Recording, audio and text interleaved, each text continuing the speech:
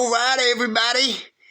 I want to talk about it's the United Divided again.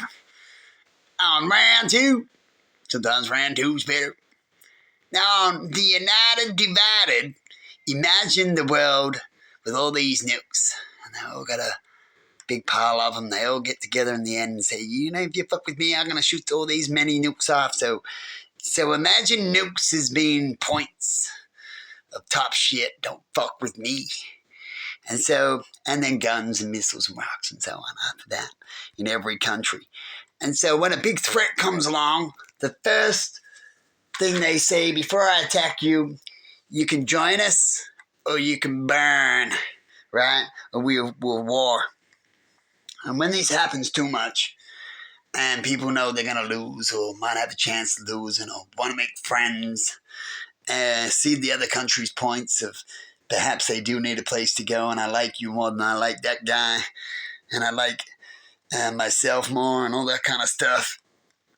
You might find the countries get together to perhaps do a great divide. And so I've talked about already about how Australia would be easily to be divided and conquered.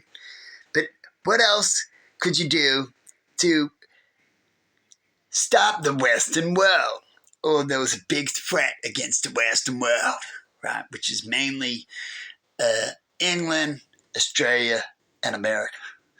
And what happens if the Western world wanted one of them three, wanted to be the dominant one? Would that person betray their culture, the Western world? Perhaps so. There's plenty of ways they've done it. But anyway, so you have a big threat of all these other countries saying they're going to get together, see?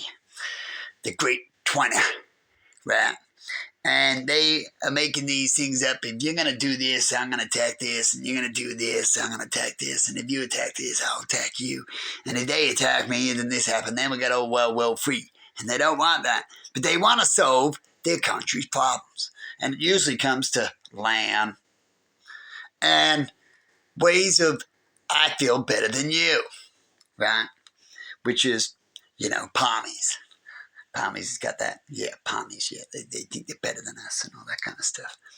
And so, could you ever see a plan where America decides not to go to war, right? So you got Russia fighting, right? Russia. Checka. And Russia says to America, hey, look, if you just leave us alone, right? You can sell some weapons and stuff like that, but you can't get in the war. But it's better if you just leave us alone. If not, we'll play our own little tariff game and stuff like that. And China told us that they need a land, right? And Russia's like, well, if China gets the land, Russia can get happy because they're talking about money now. So I'm going to tell you something. And so China goes, look, I need Australia and Taiwan. I want to get Taiwan. I'm going to get Australia. And then, and Russia, well, Russia's going to get maybe Ukraine and a few other places. And China's going to help out. Russia's going to help China. But if they need, right? As you see, two like to come in a lot when it comes to world wars. The last World War, it was Hitler, right? It was actually three. And then you had Russia, right? They joined the party in certain areas. And then you end up having the Japanese, right? And so you might get that same effect, if not more, if not less, but at least two countries. And they make these plans behind the scenes. And they get together before these big country invasions. And then other countries go, I didn't know that. Right? I didn't think that was going to happen. Those trade centers going to get hit. I know they told us, but they tell us a lot. I thought it was just doing one of those cry wolf thing. Sorry. What's happened already? Oh, now we're going to have to make a deal. Shit, we made a deal already. Hopefully it works out what we planned. Right? And what they do is first you make these, like if you wanted to make such a plan today, how would you make it work? Well, you do a little bit like they do World War II. You need to cripple the economy. You need to make the economy weak, your enemy weak. Everyone loves it if you can get your enemy weak. You surround them, cut off their food, make them hungry, all those kind of things. Disarm them. And you convince them of that. And convince them to look other ways. So though they have other problems, you keep them busy and all those kind of things. And then these countries, China can come in, you get Taiwan, right?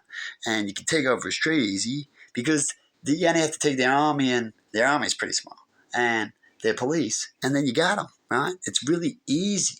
In fact, when you go take them, they might even give up a little bit, like how we've made some plans to make our life easy. Hopefully they go that way. We'll even offer it, though. Just about how to us, like England did to... England's got a few. So to India, right? And to Australia as well. And a few other countries. And we'll just take some money. So you can have your land and all this, but you got to bow down to us. And when we say this, you're going to get us upset easy, and you're going to have all these problems. We technically own your ass like an investor, right? An annoying investor. After a war, that's why we love wars. They make our country strong, like England. And everyone wants to be like England. There's not too many countries that get to be like England. Hey, England. Right? And do you think England got this powerful way back in the day because they got the power of the cannon and guns, and they pumped that shit out like a rabbit having shit, right? And they had more oof power. The English people weren't that smart. They just had the invention of shooting a gun. Some of your movies will even show you that.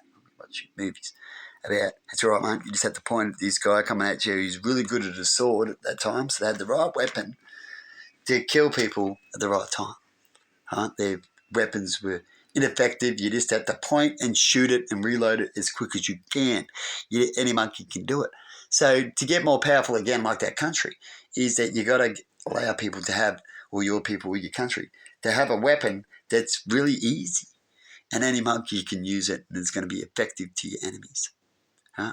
Like mind control these days, shutting off the internet, getting them to disarm themselves through politicians and money, which is what Hitler did. You get finance.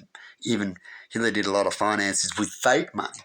And the best way to get fake money today, and definitely the trick near the end, I think it's going to be a world war thing because people let things go when the whole world's involved, is having your finance through the bank only. All right?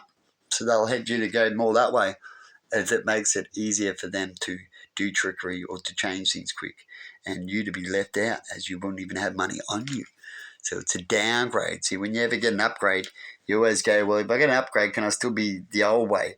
I still need something that I think is a priority. And if you're getting rid of that just for a coolness, for a quickness, then we're really going the devil's route in that way, by losing something cool and quick, but losing priorities and main priorities of safety and stuff like that. Right? And so what do you reckon of my story so far? And so China gets us, Russia gets these other things, Americans get left alone. Right? They've got plenty of oil, they get to drill. And everyone's happy. See, China will be happy because China just wants their people back, and what's annoying them is America, and America bails out, then they've only got England and us, and we're the main big threats from that. So if we're one of the threats, if they're coming for us, it wouldn't be that bad. And so what could help Russia? Or up there, they just want a little bit of land. They're pretty self-contained, they can be, but they do want more, Russia. Russia's, because they've always been self-contained, but we know 100% true that there's people in Russia. I was watching a clip not long ago talking about other people's food and other things from other countries from the supermarket, right? And so they're still dependent somewhere, isn't it? Because if they weren't, they wouldn't get it, right? But every country can be independent. It depends on what work you want to work at. Right? And so Russia might want England.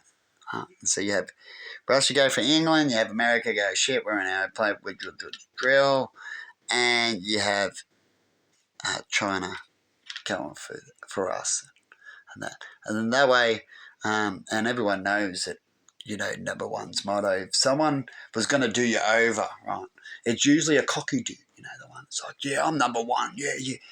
And so who says that? What country says that, right? I'm number one. And so they say that a lot. Oh, I'm doing it for us. It's us first, right? What do you think actions they would do? Perhaps they would do that first. You know what I mean? Because that's their motto. Huh? Us first, you second. We're not ready for a war. We're actually just going through things.